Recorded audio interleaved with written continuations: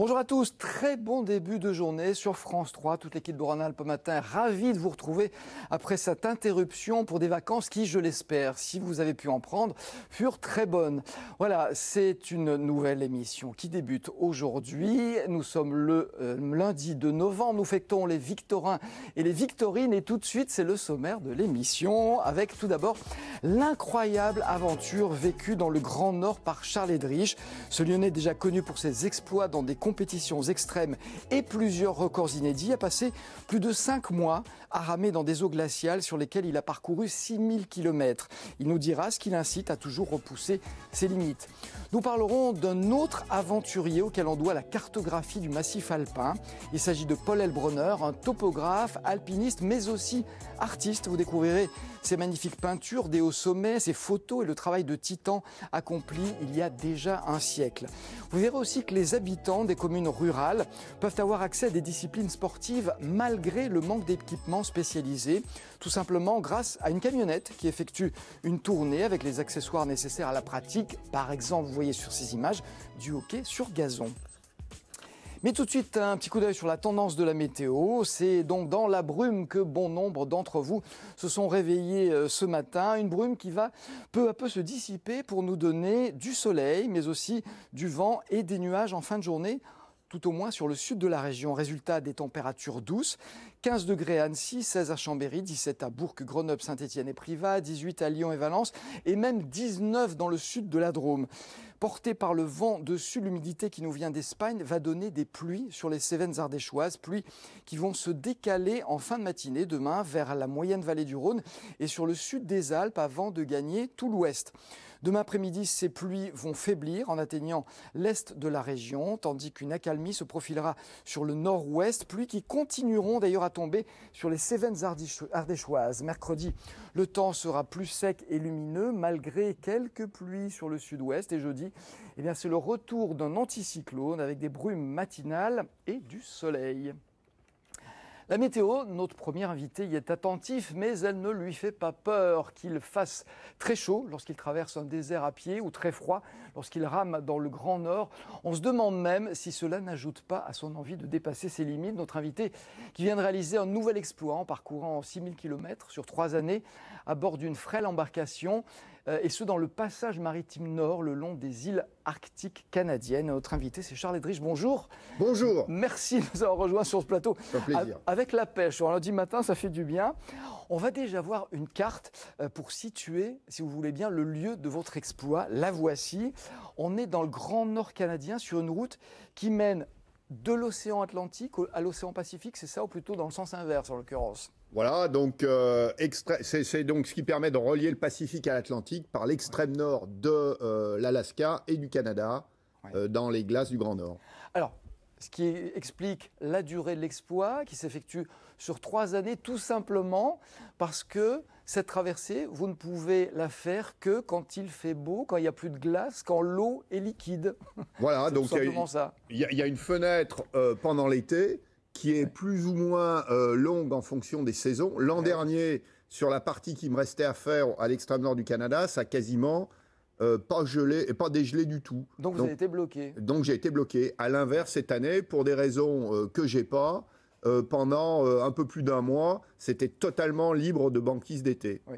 Alors, s'il avait fait beau tout le temps, qu'il y ait de l'eau et pas de glace, est-ce que vous auriez pu faire cette traversée d'une traite, les 6000 km? Non, impossible. Donc j'avais prévu 2 saisons.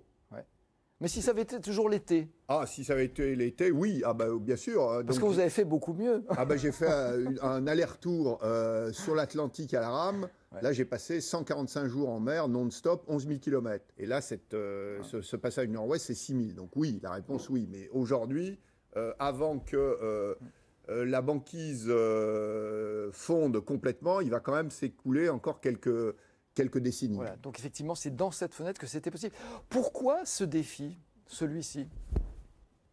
Pourquoi pas, hein, moi, tout m'intéresse. Tous les terrains du monde m'intéressent. Et en plus, quand il y a un record ou une première à la clé, c'est vraiment la cerise sur le gâteau. Plus c'est difficile, plus ça vous intéresse, c'est ça? Il faut encore que ça soit à ma portée. Il y a des choses qui m'intéressent et qui sont en dehors de mes possibilités. Le passage nord-ouest, je l'avais déjà fait à l'occasion d'un tour du monde à la voile. C'était une première.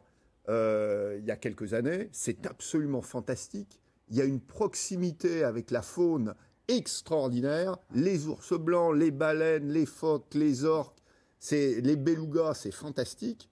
Et donc, je me suis dit, à la rame, ça s'est jamais fait. Ouais. C'est peut-être possible d'y aller. Et puis l'idée est venue comme ça.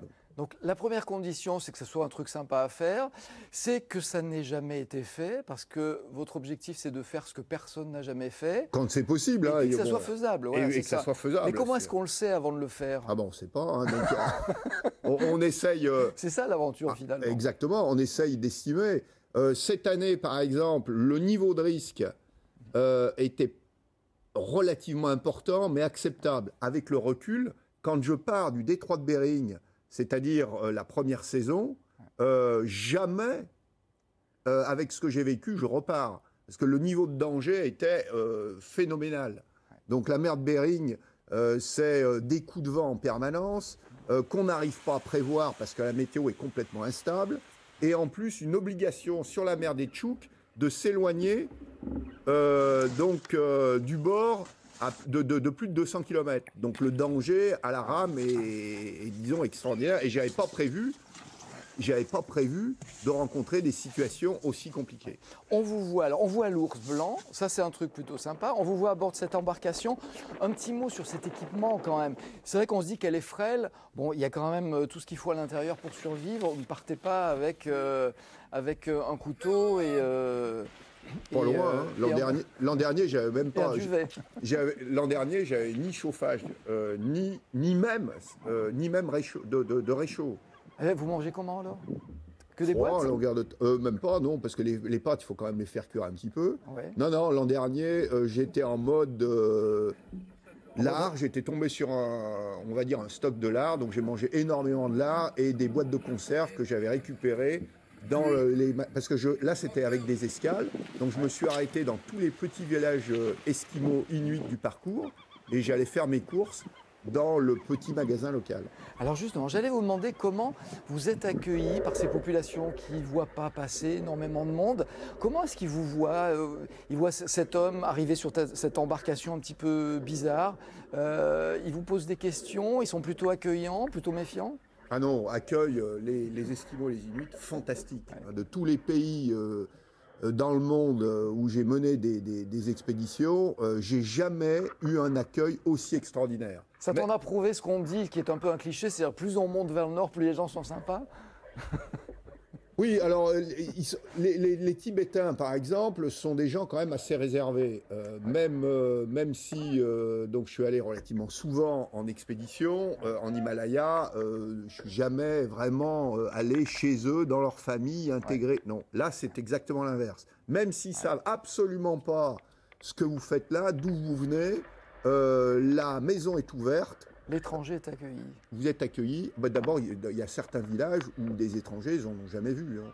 Parce que sur 6000 km, j'ai fait 12 escales. Donc, grosso modo, il y a un village tous les 500 km. Voilà, c'est des gros sauts de puce quand même. Hein. C'est des gros 500 km. Disons, et alors, il y en a certains qui sont sur la route du passage du Nord-Ouest, donc qui voient éventuellement quelques voiliers, 2 par an. Ouais. Mais il y a certains villages qui ne sont pas directement sur le parcours, où là, ils n'ont jamais vu personne. Ouais. Alors, ceci dit, ils sont en contact avec l'Occident à travers la télé. Oui. Est-ce que ça ne vous donne pas envie de rester peut-être un petit peu plus de temps que ce que vous aviez prévu chez eux, justement, pour les découvrir, pour échanger? Et comment ça se passe, d'ailleurs, pour leur parler? Comment est-ce que vous communiquez? En anglais. Hein. En anglais. Et ils parlent anglais? Ah, ils parlent anglais, même entre eux. Il faut savoir qu'entre 2 villages qui peuvent être distants de 500 km, c'est pas tout à fait le même dialecte de temps en temps. Donc, ils sont même pas capables de parler, ou très difficilement. C'est l'anglais. Ouais. Et alors, votre famille le vit comment, ce statut d'aventurier? Parce que là, on a un exemple, ça s'est fait donc 6 mois sur 3 ans, mais le reste du temps, vous parcourez le monde à la recherche de sponsors, vous parcourez le monde pour d'autres aventures. Il leur faut de la patience. Ils le vivent comment, ça, vos proches? Alors, donc si c'est la vie avec un aventurier comme vous. Alors mes enfants, quand on leur demande, eux disent, nous on l'a toujours connu comme ça, donc on sait pas. Voilà, on s'y est fait. Bon. Quant à ma femme, elle travaille parce que c'est aussi une petite entreprise, donc elle est investie à 100% dans le dispositif. Et il faudrait lui demander, mais une des choses probablement qui de temps en temps lui mettent un peu de pression, c'est le niveau de risque qui existe sur ces aventures, mais qui est variable en fonction des expéditions. L'Atacama, par exemple, le défi physique était énorme. Justement, le désert de l'Atacama, c'est quelque chose d'extraordinaire. C'est le désert le plus aride au monde. Il ne fait pas forcément très, très, très chaud parce qu'il est en altitude. À quelle altitude, d'ailleurs? Je suis monté à 3005. Ah si, Ouais. donc pendant la journée, Il fait encore chaud, même à ces altitudes-là. Température absolument épouvantable. Par contre, la nuit, il fait frais. Alors justement, alors là on n'est pas dans l'Atacama, on est toujours sur l'eau, avec des paysages extraordinaires. Alors là c'est une... Ça c'est Pierre Amanta. Donc. Voilà, c'est la Pierre Amanta. Tout ça pour dire que vous avez fait alors le rallye Dakar, le tour du monde en solitaire, traverser l'océan à la rame. Vous avez établi un nouveau record d'ailleurs, Pierre Amanta qu'on a vu. Vous avez gravi le Mont Blanc, l'Everest, traversé l'Atlantique Nord et là c'est l'Atacama, ce qu'on est en train de voir. Alors ça date de quelques mois, hein, donc, parce qu'avant d'être sur le passage nord-ouest, je réalise donc la première traversée en autonomie complète du désert de l'Atacama. Je fais 1300 km sans ravitaillement, avec un petit chariot, au départ chargé à 150 kg, avec toute ma nourriture et évidemment l'eau pour survivre. Ouais. On vous regarde pas bizarrement de temps en temps? Alors, on m'a regardé très bizarrement, parce qu'il faut savoir que j'ai démarré... Parce que vous faites des choses complètement folles. Vous êtes on vous considère comme le plus grand aventurier vivant sur Terre. C'est que vous avez établi des records, multiplié les records. Sur la polyvalence. Maintenant, alors ce qu'il faut savoir, c'est que moi, j'ai démarré ma passion d'aujourd'hui à 45 ans. Oui, parce que vous étiez chef d'entreprise, vous avez tout arrêté, vous êtes lancé dans ces aventures. Le moteur, c'est quoi finalement ? Alors, je vais vous faire une réponse qui souvent peut apparaître comme singulière. Ouais. Je suis sur le terrain de l'aventure par opportunité. C'est-à-dire ? Alors, c'est-à-dire, donc je suis passionné de compétition, par exemple de foot ou de tennis, et très vite j'ai vu que j'avais peu de talent, qu'il n'était pas question de rêver à une Coupe du Monde ou de rêver à Roland-Garros. Et à l'inverse, notamment... Quand j'étais chef de section de combat dans les chasseurs alpins, j'ai vu que sur le terrain de l'endurance et de la rusticité, là j'avais quand même quelques prédispositions. Ouais. Donc pour moi, par opportunité, depuis l'âge de 20 ans, je me suis dit, le jour où j'ai les moyens de le faire, je parle de moyens financiers, je vais tout faire pour évoluer au plus haut niveau mondial sur le terrain de l'aventure. Alors il paraît que quand vous êtes dans un exploit en cours, vous savez déjà quel va être le prochain. Aujourd'hui, c'est quoi le prochain exploit que vous visez ? Alors je pars sur un Tour de France, sur toutes les voies navigables et les canaux, 3000 km à la rame, donc avec le même bateau. C'est du tourisme ça. Ah ben il faut 3000 km, mais vous avez raison. On est par rapport aux conditions que vous avez connues. On est dans un défi sportif, mais par rapport à ce que vous avez posé, par exemple, comme question sur l'aspect risque, c'est quand même moins dangereux que d'être confronté, par exemple, à un ours blanc, ce qui m'est arrivé il y a à peu près un mois. Donc. Effectivement, on l'a vu tout à l'heure. On vous souhaite... On ne dit pas bonne chance, donc je croise les doigts pour vos prochaines aventures. En tout cas, merci d'être venu nous parler de ces aventures qui se succèdent et cette quête qui restera un peu un mystère pour certains, mais en fait, on a droit au mystère. En tout cas, merci beaucoup de nous avoir... C'est un plaisir, merci beaucoup. Voilà, c'est la fin de cette émission. Je vous souhaite une très bonne fin de journée. On se retrouve demain, tout de suite, midi en France. Au revoir.